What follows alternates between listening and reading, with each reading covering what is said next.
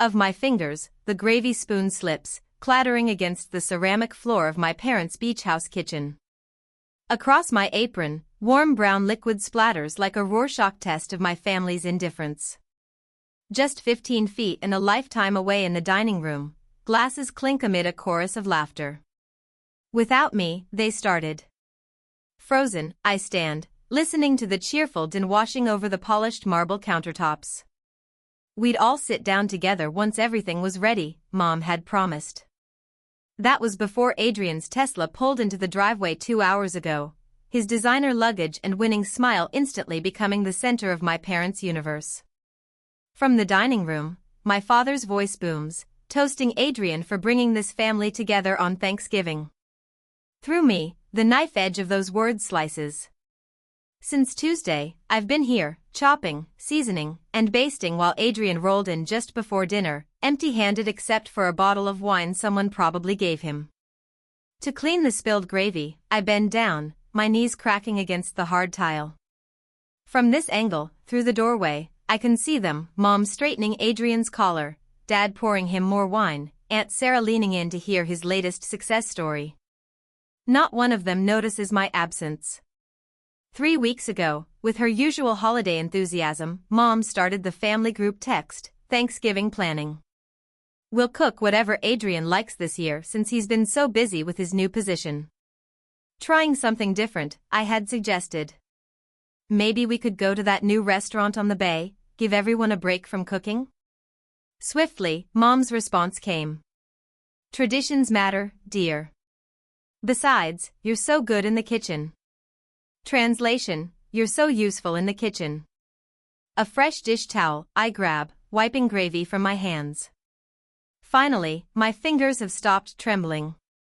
Inside me, something shifts, like tectonic plates grinding against each other before an earthquake. Filled to the brim with the rich brown liquid I've spent hours perfecting, I pick up the gravy boat. To my grandmother, the silver serving piece had belonged, who probably stood in kitchens just like this one, serving men who never had to wonder if their contributions would be acknowledged. To the dining room, walking, I place the gravy boat firmly on the table.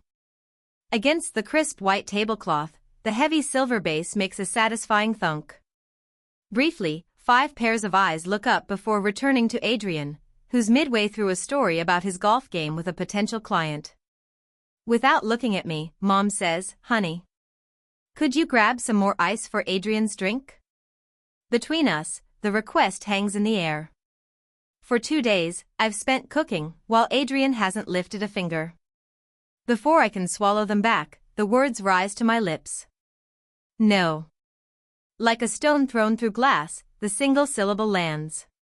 The conversation stops. Mid-sentence, Adrian's mouth hangs open. Rapidly, Mom blinks, her social smile faltering. "I'm sorry?" I said no. Steadier than I feel, my voice sounds different. As he sets down his fork, Dad's face darkens. "Your brother drove all the way from Tampa." 2 hours, I say. He drove 2 hours. For 2 days, I've been cooking. Between us, the silence stretches, filled with the unspoken rules I've just broken. Against my ribs, my heart hammers. The security of being part of this family, the conditional love I've spent 35 years trying to earn, might cost me this tiny rebellion. Nervously, Mom laughs, smoothing her napkin. Marin's just tired from cooking all day. To Adrian, she turns. "The turkey is exceptional this year, don't you think?" And just like that, the moment passes. Like I'm a rock in a stream, the conversation flows around me. With barely a pause, Adrian resumes his story. But something has changed. For the first time, I've pushed back against the current, instead of letting it sweep me along. In my ears, my no still echoes as I take my seat at the table, not rushing back to the kitchen, not fetching ice, not disappearing into the background of my own life. For the wine, I reach and pour myself a full glass. When I look up, from across the table, Aunt Rachel catches my eye and gives me the slightest nod. A long sip I take and feel the warmth spread through my chest. Something entirely different, this Thanksgiving just became. Abandoned on the dining table, the half-eaten turkey sits as I escape to the kitchen, my legs carrying me away from the laughter that doesn't include me. To breathe, to process what just happened, I need a moment. Through my veins like electricity, my small rebellion, that simple no, still thrums. On the granite countertop, Mom's iPad sits open, her Facebook page glowing with notifications. I shouldn't look. I've never been the snooping type. But something pulls me forward, my fingers hovering over the screen before I tap her profile. Cold, the most recent post stops my breath. Excited for Adrian's special Thanksgiving menu, can't wait to taste what my talented son suggested for our family gathering. My talented son.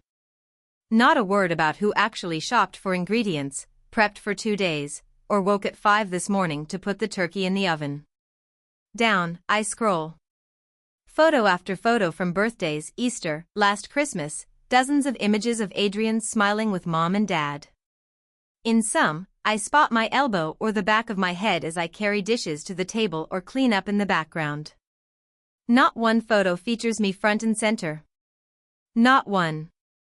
Too small, the kitchen suddenly feels, the walls pressing in as 35 years of being overlooked crystallize into undeniable evidence. Less important, I've always suspected I was, but seeing it documented so thoroughly makes my stomach clench. From the dining room, Mom calls, "Marin, where's the pumpkin pie?" The iPad I close and grab the pies from the counter, sliding them onto serving plates with trembling hands. When I return to the dining room, everyone remains seated comfortably, Adrian at Dad's right hand, Mom beaming beside him, Aunt Sarah leaning in to catch every word. Without looking up, Mom says, "Just set them on the sideboard, honey. You can serve from there." Down, I place the pies and stand awkwardly, knife in hand, as the conversation flows around me. Touching his arm, Mom prompts, "Adrian, tell them about your new place." He leans back, stretching his designer shirt across his shoulders. "Just closed last week, perfect little beach house in Siesta Key. We should all go down for a visit," Dad says, his voice warm with pride, like our Key West trip last spring. Nearly from my fingers, the knife slips. What Key West trip? A moment of awkward silence falls before Mom laughs lightly. "Oh, it was just a quick weekend getaway, you were so busy with work." "I was never invited," I say, the words falling like stones. Uncomfortably, Adrian shifts, but Aunt Sarah jumps in. "Speaking of family gatherings, I wanted to tell you, Adrian, I've decided you should have Grandma's china cabinet, it would look perfect in your new dining room. The cabinet I've admired since childhood, the one I'd hoped would someday hold my own collection of depression glass." Not meeting my eyes, Adrian says, "Thanks, Aunt Sarah, that's really generous." "Well, we want to make sure these things stay in the family," she replies, as if I'm not family. Dad adds, "Adrian needs it more than you do anyway, Marin, especially with how much he's stretched himself with the new house. Your mother and I helped with the down payment, but mortgage rates are brutal these days." With sickening clarity, the pieces click together. The same parents who called me financially irresponsible when I bought my modest Orlando condo 3 years ago with no help from them had handed Adrian a down payment for a beach house. "More pie, anyone?" I ask, my voice hollow as I mechanically cut and serve, standing while they remain seated. To Adrian's promotion, his golf game, his new boat, the conversation shifts. Deeper into my bones, with each passing minute, the truth sinks. My only value to this family is what I provide in service, the meals I cook, the dishes I wash. The holidays I organize while they enjoy themselves. If I stopped serving, would I cease to exist in their eyes completely? Would anyone like coffee? I ask, already moving toward the kitchen. Finally glancing my way, Mom says, "That would be lovely, dear. And could you bring more napkins?" Adrian spilled a little gravy. I nod, turning away before they can see the tears threatening to spill. As I pass Aunt Rachel, Mom's younger sister who arrived late, she reaches under the table and squeezes my hand. With quiet understanding, her eyes meet mine. Low enough that only I can hear, she whispers, "I see you. That tiny moment of recognition nearly breaks me. As I stand in the kitchen waiting for the coffee to brew, through the doorway, I watch as my family enjoys the meal I spent days preparing. Unbidden in my mind, the question rises. Should I maintain peace by accepting my role or risk everything by demanding the respect I deserved? What would you do when the family you love doesn't seem to value you in return? Hissing, the coffee pot brings me back to the present. On a tray, I arrange the cups, straighten my shoulders, and prepare to serve my family once more. But something has changed. A seed of resistance has been planted, and I can feel it taking root. With the familiar group text alert, my phone chimes. Before opening it, I hesitate, remembering how the Thanksgiving aftermath left a persistent knot in my stomach. In an instant, 3 weeks of blessed silence shattered. Exciting news, Mom's text reads. Adrian is hosting Christmas at his new beach house. Everyone's so thrilled. At the screen, I stare, waiting for the inevitable follow-up. Exactly 30 seconds later, it arrives.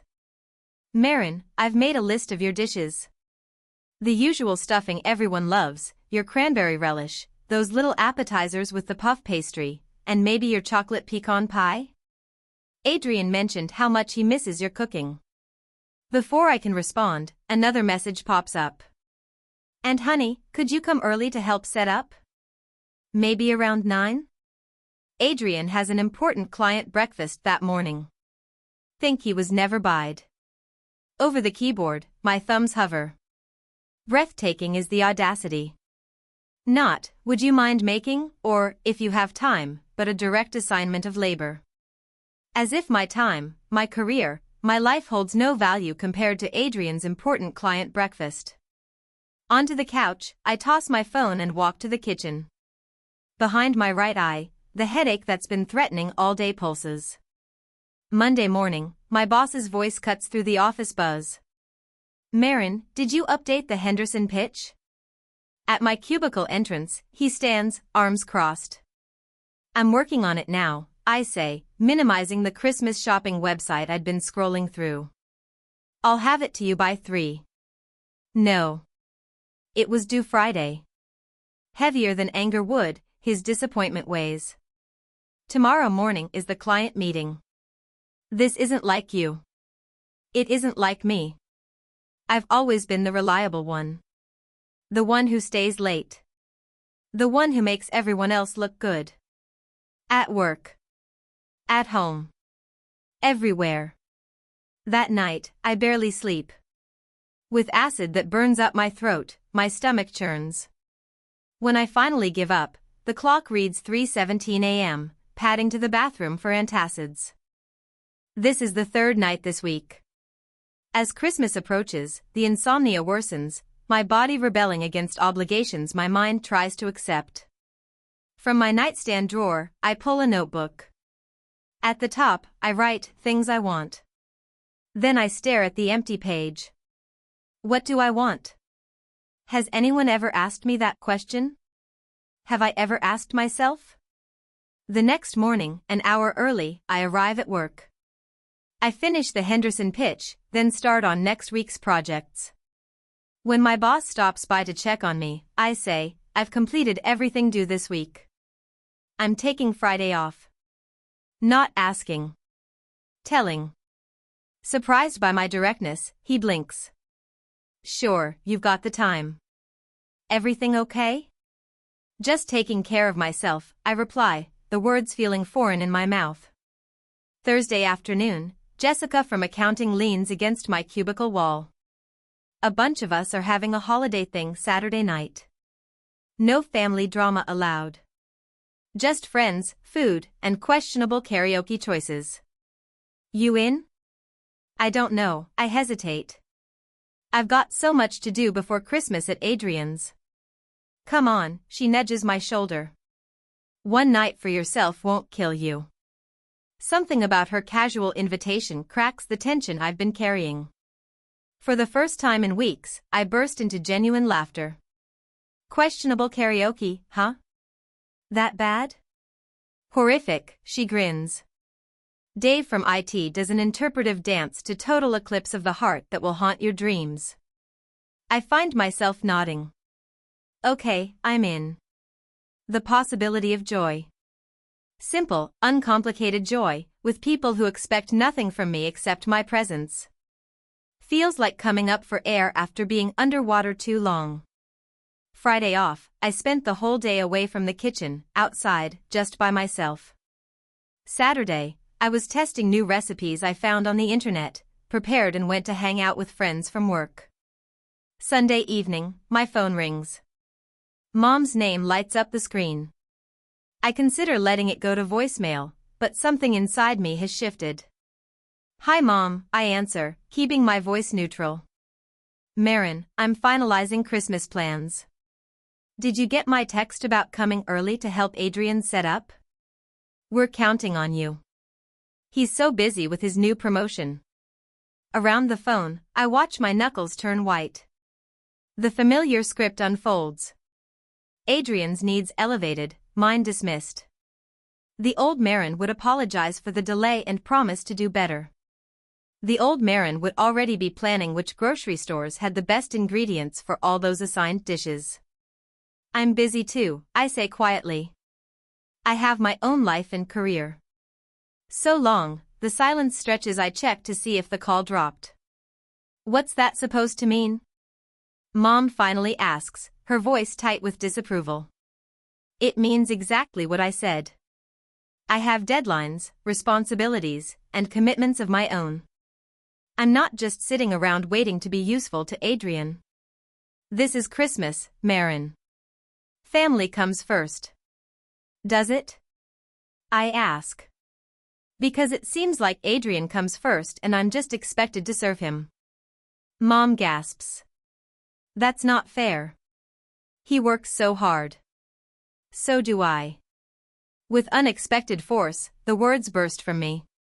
I work hard too, Mom. But no one in this family has ever acknowledged that. No one has ever asked what I need or want. It's always about making things perfect for Adrian. I don't understand where this is coming from, she says, her voice quavering. We've always been a close family. With stunning clarity, the truth lands in my chest. I don't need their approval to be worthy. I never did. All these years of contorting myself to earn love that should have been freely given, what a waste. I'll think about Christmas, I say calmly. I'll let you know what I decide. Before she can respond, I end the call. The following week at work, something strange happens. With coffee, Jessica stops by my desk. Thought you might need this, she says, placing it beside my keyboard. No expectations, just kindness. At lunch, my colleagues ask about my holiday plans. When I mentioned the uncertainty around family Christmas, Dave from IT immediately offers, a bunch of us are having an orphan Christmas if you want to join. Potluck style, everyone brings something they actually enjoy making. The contrast staggers me. These people, some I barely know beyond professional courtesy, asking what I want rather than telling me what they expect me to give. Thanks, I say, standing a little straighter. I might take you up on that. That evening, I open my laptop and begin drafting an email to my family. With surprising ease, the words flow. Dear Mom, Dad, and Adrian, I type. I've given a lot of thought to Christmas this year. I've decided not to attend the gathering at Adrian's beach house. I explain my feelings without accusation, simply stating facts. Years of unbalanced expectations. The toll on my health and career. My need to create boundaries that honor my worth. An hour later, my phone rings. Aunt Rachel's name appears on the screen. Without preamble, she says, your mother called me. She's quite upset. My heart sinks. I'm sorry if she dragged you into this. Don't be, Aunt Rachel's voice softens. I wanted you to know that whatever you decide about Christmas, I support you. It's long overdue, Marin. At this unexpected alliance, tears spring to my eyes. Thank you, I whisper. After we hang up, I return to my laptop. Yet my phone lights up again, Mom calling. I take a deep breath and decide. Before answering, I take 3 deep breaths. Exactly as Jessica advised during our lunch yesterday. Hello, Mom. Steady, my voice comes out, a stark contrast to the nervous tremor that usually accompanies these calls. Without preamble, she launches in. Marin, we need to discuss Christmas arrangements.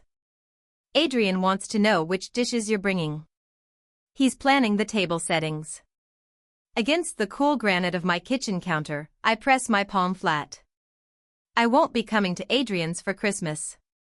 So long, the silence that follows stretches. I check my screen to ensure we haven't disconnected. That's ridiculous, her voice returns, higher pitched than before. Of course you're coming. Your brother has a brand new house to show everyone. I've made other plans. With my reflection in the microwave door, I maintain eye contact, refusing to look away from myself. What other plans could possibly be more important than family? The familiar dismissive tone creeps in. My plans are important because they're mine. Distinct, each word comes out, like stepping stones across a rushing stream. I've spent every holiday cooking, serving, and cleaning while everyone else enjoys themselves, including Thanksgiving last month when you all started eating without me. You're being overly sensitive. For 2 days straight, I cooked. Dad toasted Adrian for bringing the family together while I was still in the kitchen. You promised we'd all sit down together. For the first time in our decades of conversations, Mother has no immediate retort. Wait, the silence carries. Well, she finally manages. I'm sorry if you felt unappreciated. I didn't feel unappreciated. I was unappreciated. The distinction matters. This year, I'm making different choices. You'll break your father's heart, her voice wavers with practiced fragility. He's been telling everyone how proud he is of his children. I almost laugh. When did Dad last tell me he was proud of me? He didn't even acknowledge my promotion last spring. That's not fair. She stops abruptly. He what? He's not good with words, she offers weakly. Not like Adrian. Adrian is good with words because you and Dad hang on every one of them. You've spent my entire life treating him like the star of the show while I work backstage. Her breathing changes. I suppose we've taken you for granted. However small, the admission stuns me into momentary silence. As unexpected tears prick my eyes, my prepared arguments dissolve. What would it take to fix things, she asks. When Mom asked what it would take to fix things, I hesitated. Should I give them another chance to change patterns built over decades, or was it time to prioritize my own well-being even if it meant spending holidays apart? Without answering, I hang up, promising to think about it. An hour later, Jessica arrives at my condo with takeout and her laptop. Operation Freedom Christmas is underway, she announces, setting containers of pad thai on my coffee table. You're ridiculous, I say, but for the first time in days, the knot in my chest loosens. Look at these options. She flips open her laptop, displaying a booking site. Key West has vacancies at that boutique hotel we've been eyeing, Christmas on the beach instead of Christmas in servitude. At the images of turquoise waters and swaying palms, I stare. My family would never understand. That's kind of the point. Jessica scrolls through room options.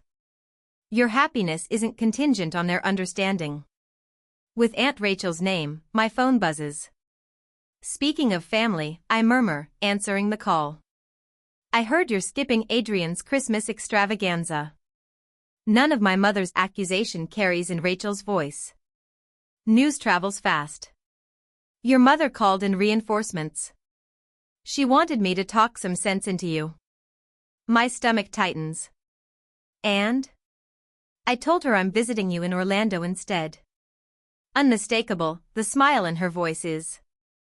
I've had enough of Adrian's show-off mansion and your parents' fawning. He specifically asked for your cranberry relish recipe. Not for me. For my recipe. You know your father and I won't be around forever. Her voice wavers with practiced emotion. Are you really willing to throw away your family over petty jealousy? Exactly as she intended, the words land, like a punch to the stomach.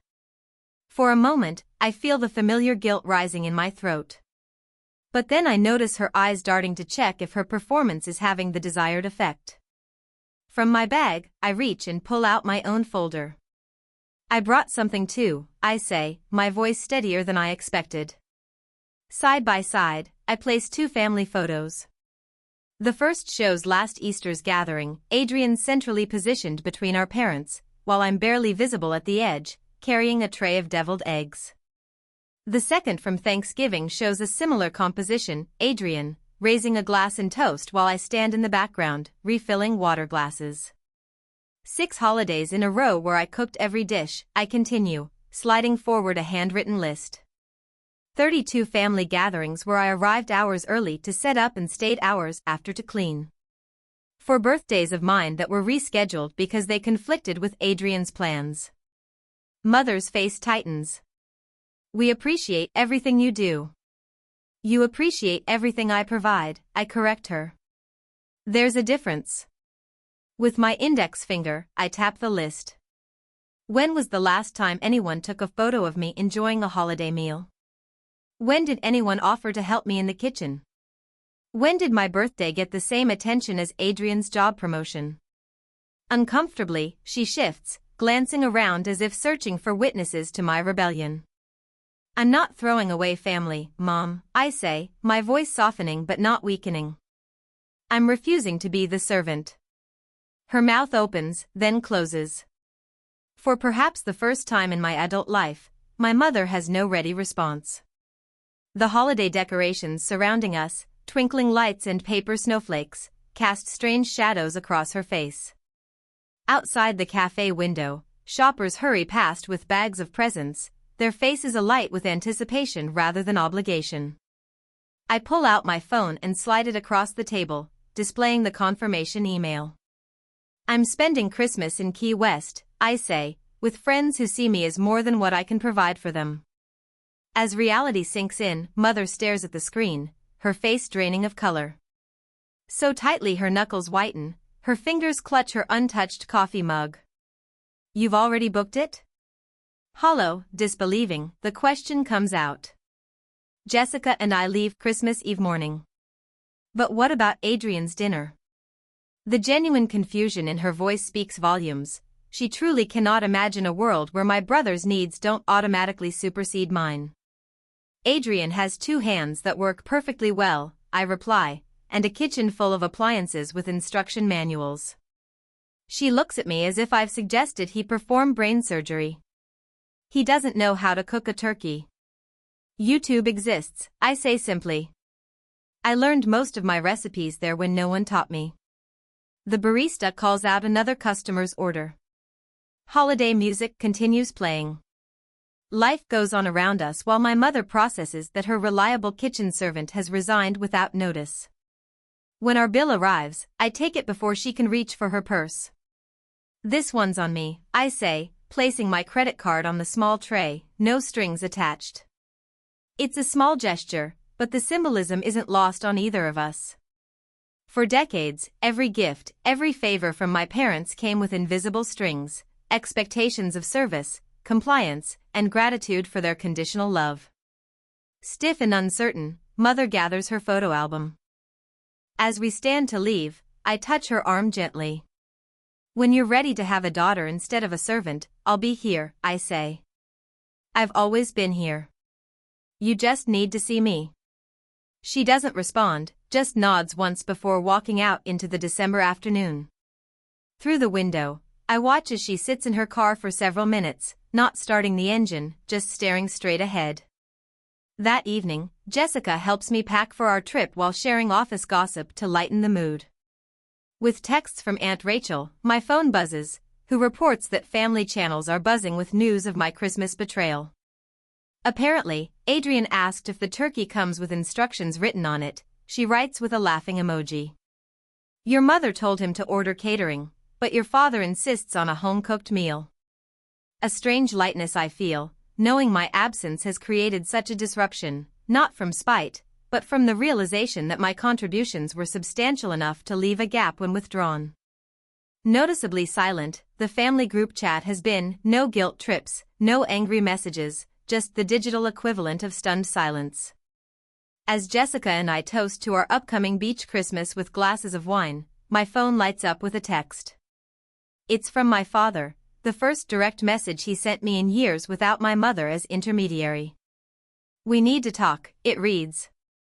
Without responding, I set the phone down, feeling neither triumph nor regret, just the quiet certainty that whatever happens next, I won't be returning to the kitchen while others enjoy the feast I've prepared. During Christmas time, the Key West sun warms my face as I stretch out on a beach towel beside Jessica. From my chest, laughter bubbles when our friend Theo performs an exaggerated impression of his boss. For once, I'm not bustling around serving others, I'm simply present, soaking in the moment. "Marin, get in this," Jessica waves her phone, framing a photo of our impromptu holiday gathering. Between Theo and Jessica, I slide, smiling without reservation. The camera clicks, capturing my relaxed posture and genuine smile. 3 days in Key West, and I haven't once apologized for taking up space. "Your pick for dinner tonight," Theo says, passing me the local restaurant guide. The simple act of choosing without calculating everyone else's preferences first still feels revolutionary. The seafood place on Duval, I decide without hesitation. Jessica raises her plastic cup. To Marin, who showed us all how to create holidays worth celebrating. 11 months later, on Thanksgiving Day, the aroma of rosemary and garlic fills my Orlando condo as I slide the turkey back into the oven. 40 minutes remaining, the timer reads, plenty of time to join my guests. From the doorway, Jessica asks, "Need any help?" "Actually, I'm good," the words come easily now. Theo's handling the potatoes. Rachel brought dessert. Everything's under control. When I enter my living room, Aunt Rachel pats the sofa beside her. "This beats Adrian's stuffy dining room," she whispers, squeezing my hand. Nothing like my mother's perfectly coordinated settings, my Thanksgiving table looks. Mismatched plates surround a centerpiece of driftwood and shells from Key West. At the counter, Theo stands, sleeves rolled up, mashing potatoes, while deep in conversation with Rachel's daughter, Emily. "Wine." I offer Rachel, pouring myself a glass without waiting for permission. "Your father called me yesterday," Rachel says quietly. "Asked if you were hosting Thanksgiving." The mention of my father doesn't trigger the familiar knot in my stomach. "How are they doing?" "Managing." "Your mother overcooks everything," Rachel smiles. "Adrian burned the stuffing last year."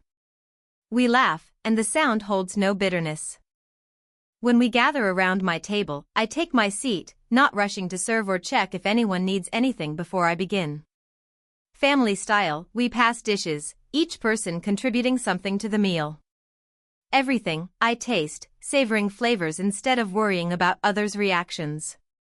Rachel raises her glass. To traditions that nourish rather than drain us. To chosen family, Jessica adds. 2 weeks later, with my father's number, my phone lights up. With steady hands, I answer. "Marin," his voice sounds older. "Your mother and I were wondering if we could visit for Christmas." Before the wall where I've hung the photo from our Thanksgiving dinner, I stand, 5 smiling faces, mine centered and glowing. "I'd like that," I say. But things would be different. We'd cook together, not just me, and I've planned a friends gathering on Christmas Eve that wouldn't change. Between us, the silence stretches. Then, he says, "I think we can manage that." As I consider my father's request, I wonder if some relationships can be rebuilt on new terms, or if some patterns are too deeply ingrained to change. What would you do? Try to redefine the relationship, or maintain the healthy distance you've created? I hang up the photo, adjusting it until it sits perfectly level. Whatever happens with my parents, I've found my footing. This is my life now, chosen, not assigned.